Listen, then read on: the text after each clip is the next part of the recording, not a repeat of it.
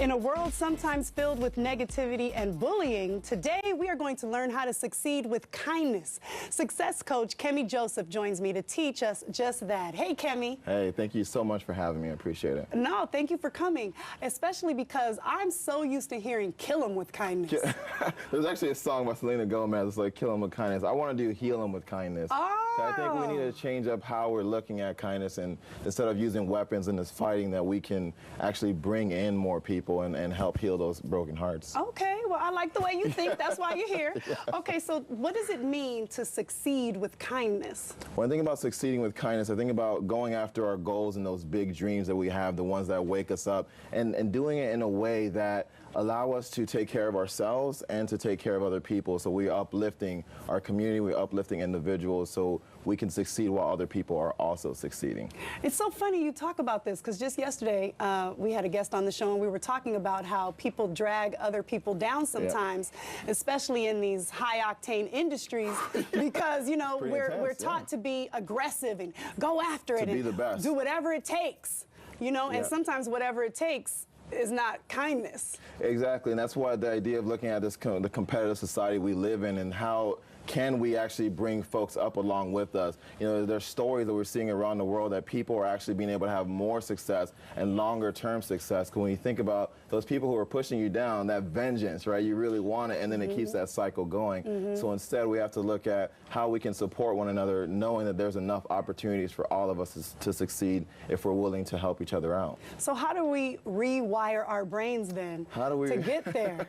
Well, there's a couple different ways. I think it's the mindset, right? As you say, rewiring our brain. I think the metaphor of a treasure hunter versus a trash collector. A trash collector is someone who's always competing. They always see their victories as not enough because they're comparing it to someone else. Whereas a treasure hunter, they just see life full of abundance. They see life full of these blessings and these magical moments. They see every opportunity as a way to grow. And you mentioned in this kind of competitive industry, I think about the idea of pursuing a job, right? Oftentimes there's one position and there's like hundreds of people applying for it. A treasure hunter, if they don't even get the job, they say, how is this an opportunity for me to grow? What is this to teach me? A trash collector is someone who's like, oh, something's wrong with me, something's wrong with those people, and they just keep thinking in this negative way. So we have to shift our mindset to looking at what's happening and the positive pieces and looking at those little treasures to kind of keep us going.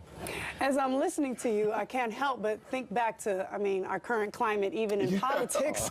I mean, I'm not going to talk politics. I'm not going to ask you anything about that. Fantastic. But it's just another example of how it seems like those who want to step on other people or don't mind, maybe they don't want to step on other people, but don't mind. Some people do, seem to get ahead and are deemed successful in society. Do you think that we need to change what we look at as success in our society? Absolutely, especially with the advent of reality TV is exactly that, where people are on these competitions and it's who can be the meanest and the baddest, and then we're having little kids watch this and they're seeing that, oh, someone's up here because they're talking down about someone else. And we need to shift that as a society as a whole to be able to say success actually looks like people caring for one another, because then when it makes us feel better. Do you want someone on your show who's going to put you down or someone who's going to uplift you? I mean, just like those simple things. Who do you want in your house? Someone who's going to uplift you or someone who's going to tear you down because they want to succeed? It's just common sense, and I think that we're starting as a society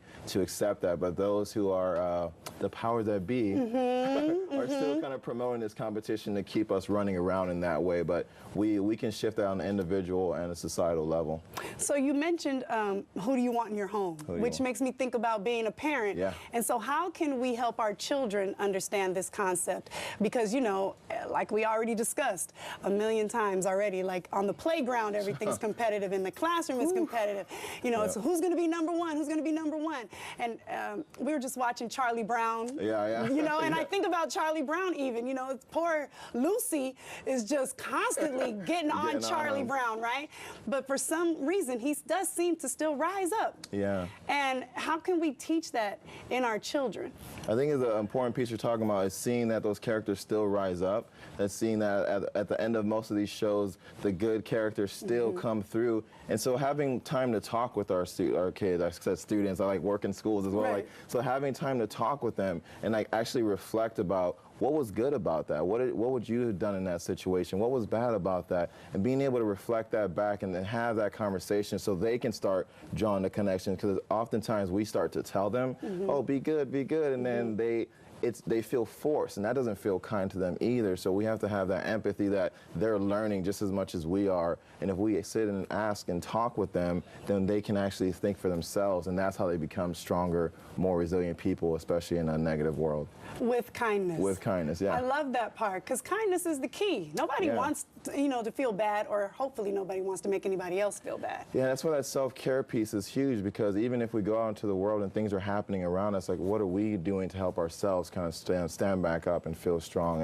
And a lot of people will uplift us, right? I see that I've succeeded in a lot of ways because of other people who have helped me out. At the same time, I need to wake up every day and come and put on a positive mindset and go out to my day with a good attitude. Absolutely. Well, you have certainly helped uplift me today. Yeah, I wanted so to thank do you some so more much of that for by coming. giving you a gift. Oh, look at that. He comes bearing presents. Oh, you are awesome. Yeah, thank you so stickers much. for everybody here, so thank you. Thanks for the wow. Thank you, Kemy. succeeding with kindness. See? I feel better already. For more information on Kemy and these tips, just head over to our website at KATU.com.